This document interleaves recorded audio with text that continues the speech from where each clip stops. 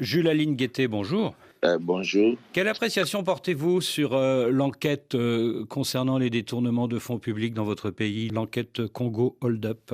Bon, moi, je ne peux que prendre les choses du bon côté. Ça me permet de faire avancer notre combat dans l'éradication du mal dans les finances publiques congolaises. Donc, pour moi, je pense que c'est positif. Alors, maintenant que vous avez lu attentivement cette enquête menée notamment par Sonia Rollet de RFI et par Yann Philippin de Mediapart, les bénéficiaires de ce détournement de 43 millions de dollars, ce sont notamment les propriétaires de la société d'importation de viande et de poisson Égal, qui est liée au premier cercle de l'ancien président Kabila. Qu'est-ce que vous en pensez ?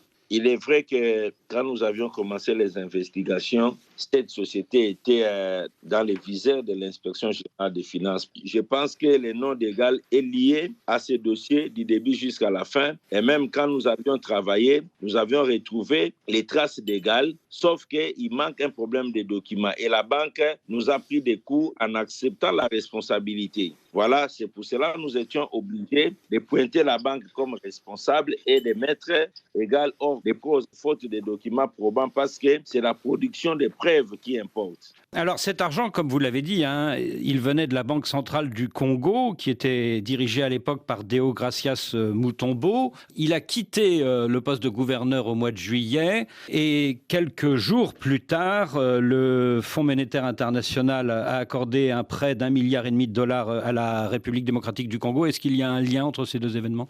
Il est vrai, selon certaines indiscrétions, le Fonds monétaire international ne voulait pas de la présence de M. Deogracias Mutombo. Mais ce n'était pas la condition. Sine qua non, il y a eu beaucoup d'autres préalables plus importants que le gouvernement avait remplis et qui a donné satisfaction. Est-ce que le départ du conseil d'administration de la Banque centrale du Congo, du patron de la Gécamine, Albert Youma, a également facilité ce prêt d'1,5 milliard de la part du FMI ? Je pense que c'est la même réponse. Nous pensons que et les gouverneurs et les conseils d'administration sont des personnes pour les fonds monétaires, des personnes qui devaient être mises hors gestion de la Banque centrale selon ces indiscrétions. Mais il y a beaucoup d'autres préalables économiques qu'il fallait remplir. Madame la ministre congolaise de la Justice vient d'annoncer qu'une instruction va être ouverte au plus vite pour faire la lumière sur les accusations de détournement de fonds révélées par Congo Hold Up. Qu'est-ce que vous en pensez ? Bon, c'est vrai que normal, quand il y a de telles révélations, le gouvernement ne peut qu'instruire la justice d'ouvrir les enquêtes en se basant sur les éléments que vous avez mis à la place publique. Alors, c'est vrai que grâce à votre travail à la tête de l'inspection générale des finances, il y a maintenant un meilleur contrôle. Mais